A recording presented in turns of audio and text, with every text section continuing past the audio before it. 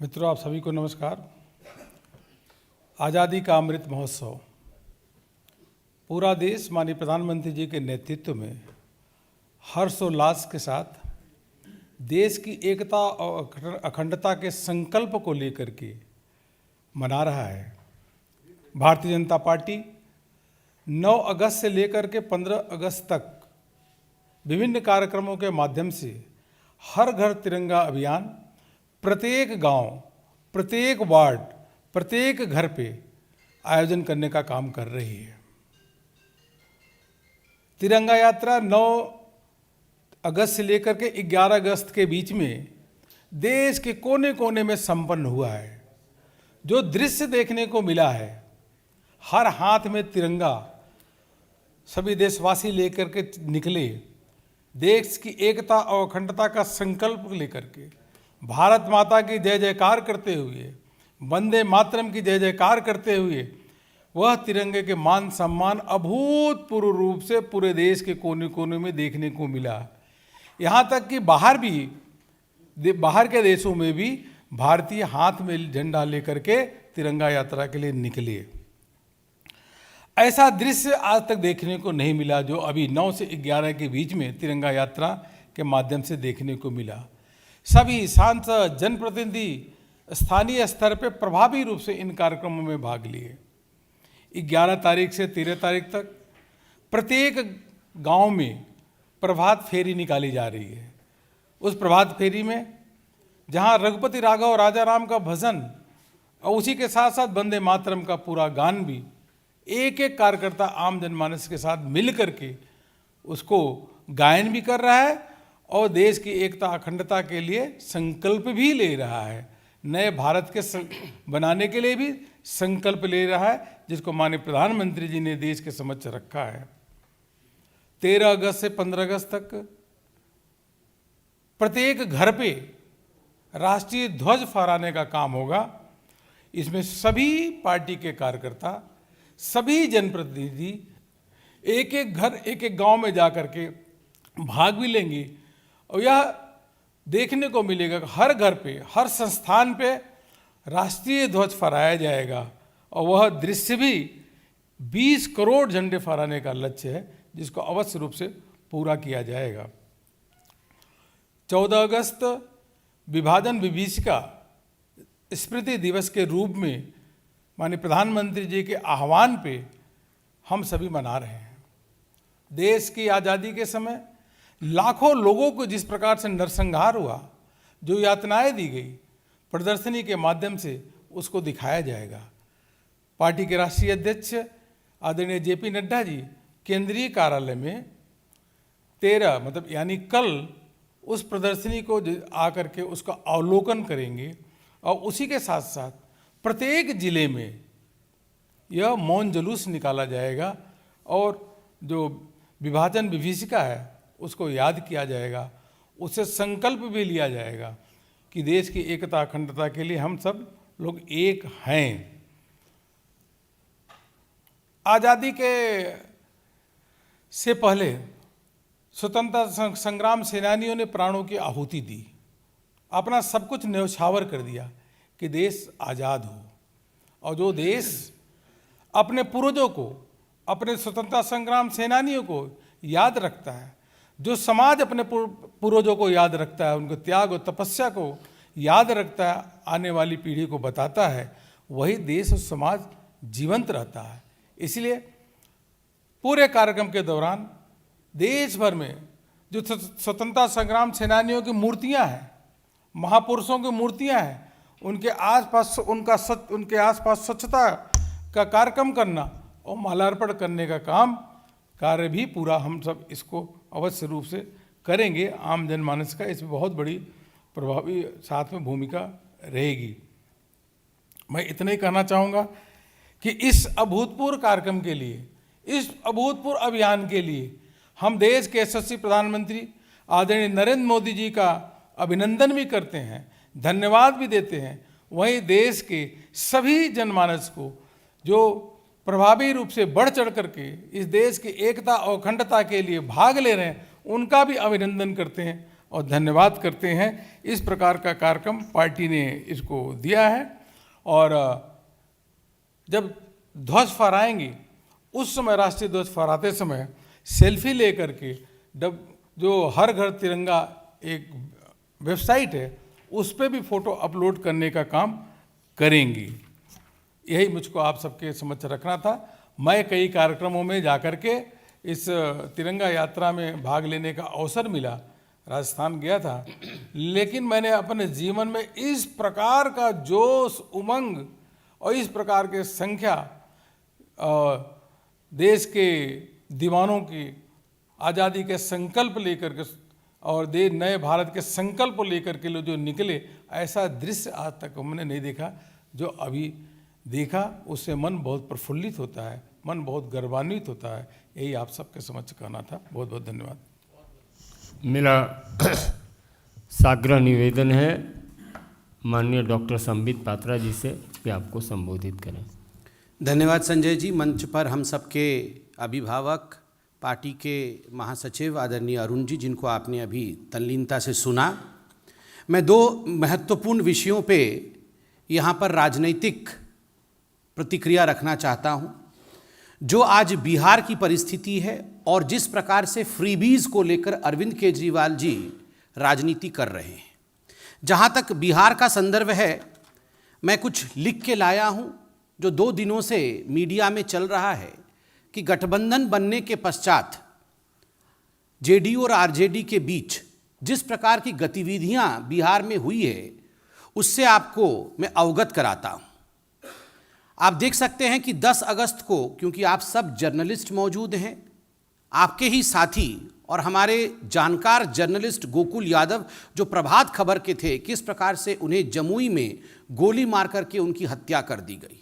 11 अगस्त को ठीक उसी प्रकार एक और पत्रकार की गोपालगंज में हत्या कर दी गई। और 11 ही अगस्त को बेतिया के रुदल प्रसाद बर्नवाल जी, जो कि एक पुजारी थे राम जानकी मंदिर के, किस प्रकार से गला काट करके, गला रेत करके उन्हें मार दिया गया और उनका जो कटा हुआ गला था वो कहीं और मिला। 11 अगस्त को किस प्रकार पटना टोयोटा कार शोरूम में एक बहुत बड़ी लूट की खबर हुई, यह भी आप जानते हैं। और 11 ही अगस्त को किस प्रकार छपरा में जहरीली शराब के सेवन के कारण 6 लोग मृत्यु को प्राप्त हुए। छपरा में इससे पहले 13 लोगों की मृत्यु हुई थी, या यूँ कह लीजिए जहरीली शराब के कारण 13 लोगों की हत्या हुई थी। और आदरणीय नीतीश कुमार जी के खुद गृह क्षेत्र नालंदा में 10 लोगों की मौत हुई थी। जिलावार आप देख सकते हैं। मैं बहुत जल्दी में जिस प्रकार से बहुत मैं कहूँगा अव्यवस्था फैल रही है बिहार में, उसका एक संस्मरण आपके सामने रखूंगा। जिला पश्चिम चंपारण में 12 वर्षीय किशोरी से सामूहिक दुष्कर्म होता है। मुजफ्फरपुर में व्यवसायी नलिन रंजन के घर दिन दहाड़े घुस लुटेरे 40 लाख रुपए की संपत्ति लूट लेते हैं। नरकटियागंज में नाबालिग से सामूहिक दुष्कर्म होता है। जमुई में प्रभात खबर के गोकुल यादव जी के विषय में मैंने आपको बताया। नदवा में किस प्रकार पटना के बाकरगंज निवासी निशांत कुमार वर्मा का नदवा स्थित आभूषण दुकान पर शटर उखाड़ करके 6 लाख की चोरी की जाती है। यह भी टीवी और पत्रकारिता के माध्यम से हमें खबर मिला है। बाढ़ जिला में बाढ़ थाना क्षेत्र के LIC मोड़ के पास मुहर्रम जुलूस के दौरान जिस प्रकार 2 समुदायों में लड़ाई होती है, यह भी हमने देखा कि वहाँ पुलिस नदारद थी। ठीक उसी प्रकार पटना सिटी में घर के गेट पर खड़ी शिक्षिका के गले पे बाइक सवार 3 झपट्टा मार करके सोने के चेन को लूट लेते हैं। यह भी CCTV फुटेज के माध्यम से हमने देखा।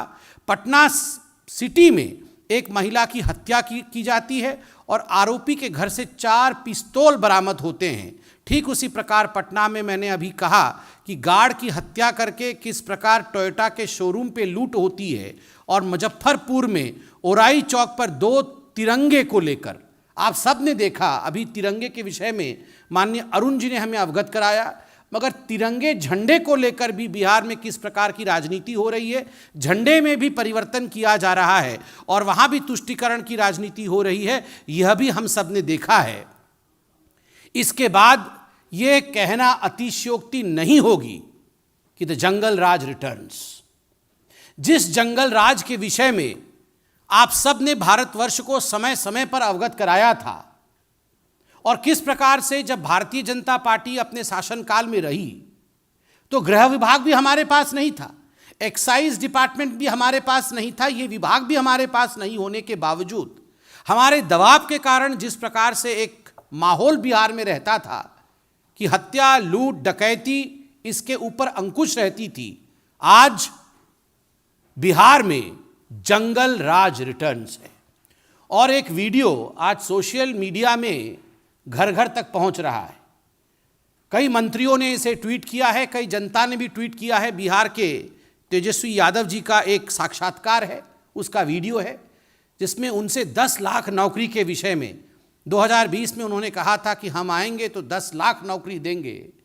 जब उनसे 2-3 दिन पहले पूछा गया कि अब तो आप आ गए हैं तो 10 लाख नौकरी का क्या होगा, तो वो कहते हुए नजर आते हैं कि देखिए अभी तो हम मुख्यमंत्री नहीं बने हैं, हमने कहा था कि हम मुख्यमंत्री बनेंगे तब नौकरी देंगे।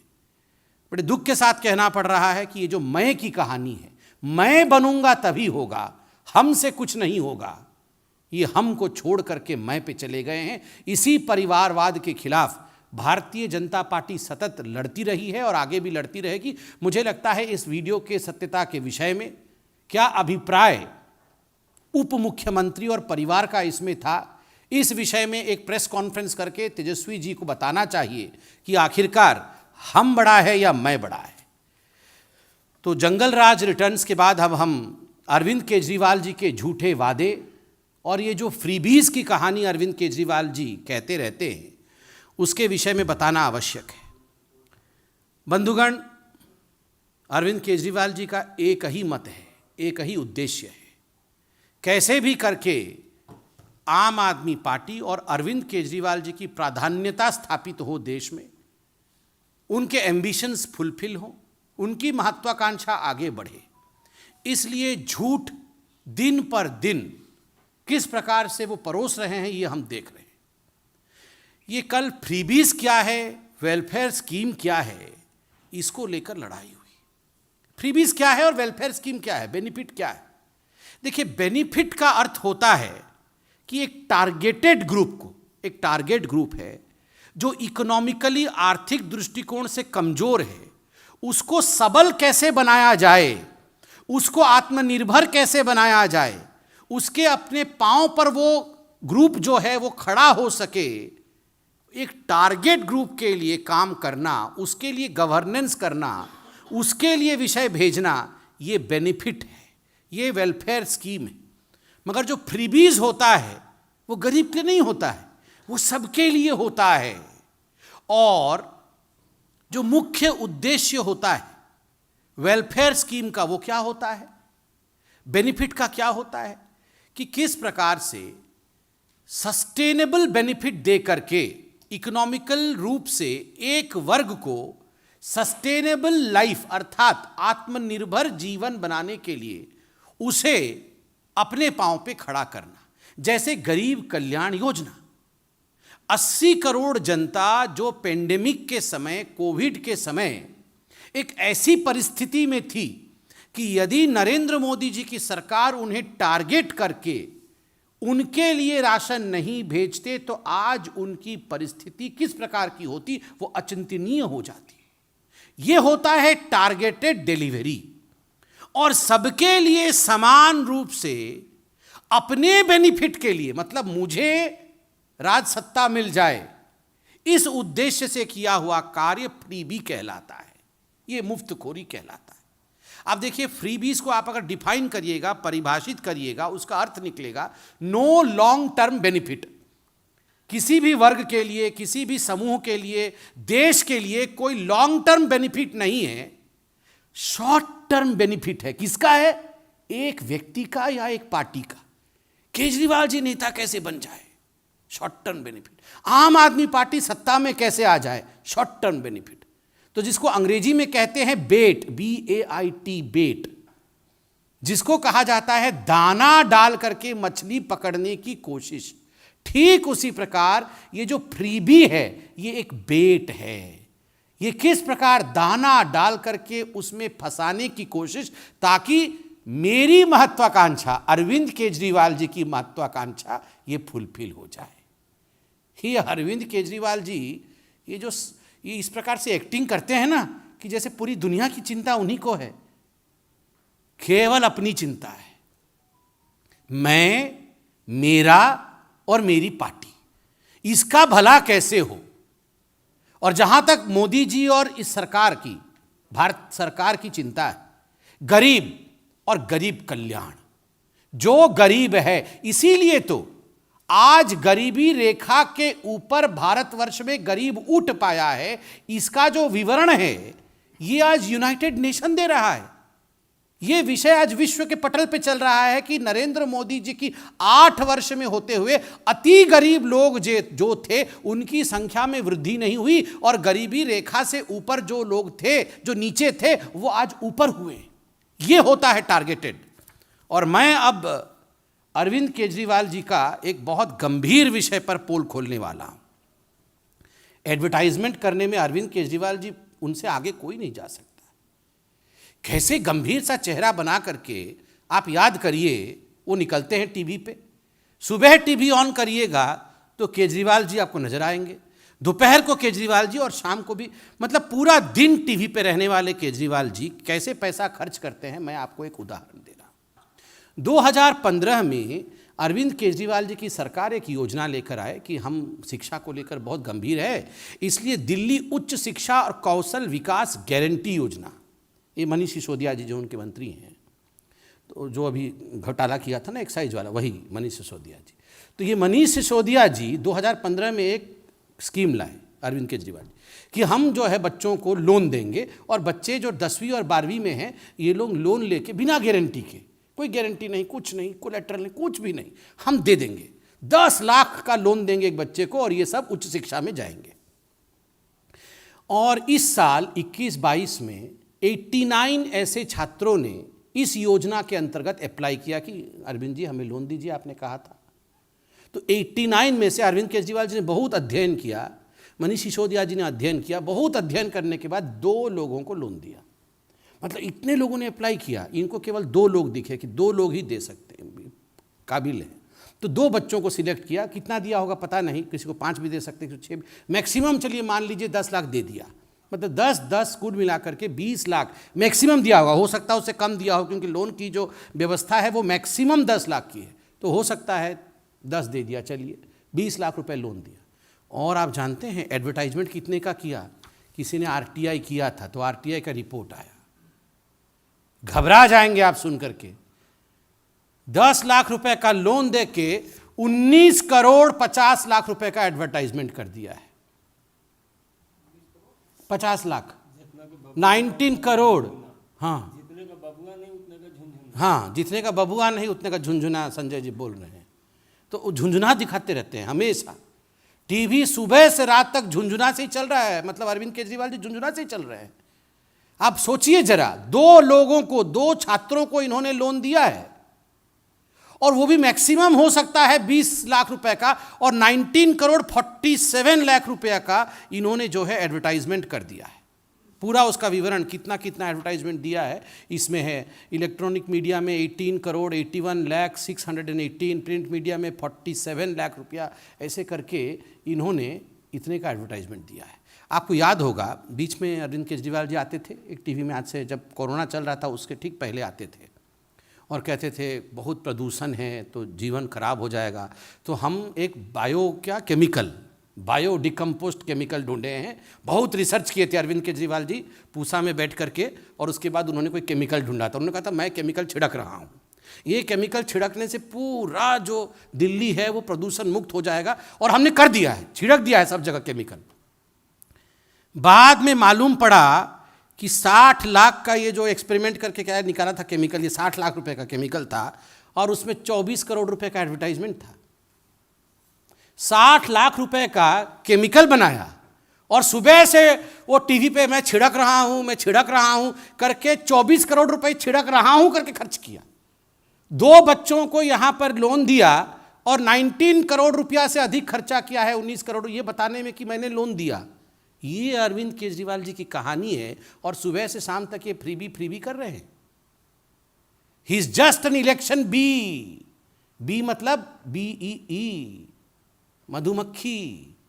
मतलब जैसे ही इलेक्शन आएगा भन बना करके झूठ बोलना और पूरे माहौल को खराब करना कुछ नहीं, केवल एडवर्टाइजमेंट करना, यही उनका विषय है। आज इतना ही था। आज अरविंद केजरीवाल जी ने यह भी कहा है, उन्होंने कहा है कॉरपोरेट टैक्स जो है ये बढ़ा रही है भारत की सरकार। एक तो अरविंद केजरीवाल जी, आप तो इतने पढ़े लिखे व्यक्ति हैं, आपको वेव ऑफ और राइट ऑफ में फर्क नहीं पता है। आप बोल रहे हैं कि बहुत अमीर साथियों का 10 लाख करोड़ रुपया का जो है लोन मोदी जी ने राइट ऑफ कर दिया, मतलब माफ कर दिया। अरे राइट ऑफ और वेव ऑफ अलग होता है। जनता जनार्दन जरा भेजिए इनको चिट्ठी लिख के कि राइट ऑफ और वेव ऑफ में क्या फर्क होता है। जब राइट ऑफ होता है तो कॉलम चेंज होता है, RBI के गाइडलाइन है, मतलब जो लोग पैसा लूट रहे थे, जिन लोगों ने पैसा लूटा है, किस प्रकार से उनसे बकाया लिया जाए, किस प्रकार से उनसे पैसा वापस लिया जाए, उसको राइट ऑफ कहते हैं। मतलब प्रक्रिया चालू है। इसीलिए तो UPA एरा में जिन लोगों ने NPA किया था, आज वो सारा पैसा वापस लाने का काम नरेंद्र मोदी जी की सरकार कर रही है। और कॉरपोरेट टैक्स को लेकर इन्होंने कहा कि कॉरपोरेट को बेनिफिट दिया जा रहा है। अरविंद केजरीवाल जी, आपके ज्ञान के लिए, जो फाइनेंशियल ईयर 2018-19 था उसमें corporate tax collection 6.63 lakh crore का था और फाइनेंशियल ईयर 21-22 में 7.1 लाख करोड़ रुपए पेंडेमिक होने के बावजूद कॉरपोरेट टैक्स देश ने कलेक्ट किया है और ये पैसा गरीबों के लिए इस्तेमाल होता है। इसलिए झूठ बोलना बंद करिए। आज हम आशा करते हैं कि इस प्रेस कॉन्फ्रेंस के बाद अरविंद केजरीवाल जी तुरंत एक प्रेस कॉन्फ्रेंस करेंगे और बताएंगे कि 20 लाख लोन और 19 करोड़ रुपए ये विज्ञापन पे खर्चा, ये कौन सी अर्थनीति कहलाती है। What is this economy. इस इकोनॉमी के बारे में आप बताएंगे। बहुत बहुत धन्यवाद। मित्रों, आप माननीय संबित जी से सारे राजनीतिक सवाल कर सकते हैं